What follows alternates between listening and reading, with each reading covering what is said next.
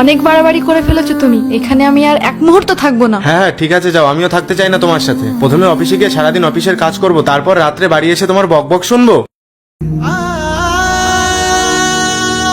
আব্বু থাকবো না আর আমি এখানে, সবকিছু ছেড়ে আমি আজই যাচ্ছি তোমার কাছে। বিন্দা, স্বামীর সাথে ঝগড়া করবি আর এখানে চলে আসবি, এই জন্য বিয়ে দিয়েছিলাম আমি তোকে। আমার আব্বু আমাকে এই কথা বললো, আর এইদিকে উনি আমার এত খারাপ ব্যবহার হবার পরও কোনোদিন আমাকে বাড়ি থেকে বার করে দেয়নি। আজ আমি ওনার পছন্দের বিরিয়ানি বানাবো। দাও ব্যাগটা আমার কাছে দাও,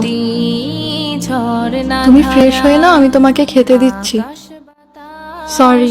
সরি কেন? সকালে আমার মাথাটা একটু বেশি গরম হয়ে গেছিল। হাজবেন্ড ওয়াইফের মধ্যে ঝগড়া হওয়া তো স্বাভাবিক, তাই বলে রাগ করে কি আর আমরা কথা বলবো না? তুমি আমাকে কখনো একা রেখে চলে যাবে না তো? আমি তোমাকে কখনো ছেড়ে যাব না। I love you. I love you two.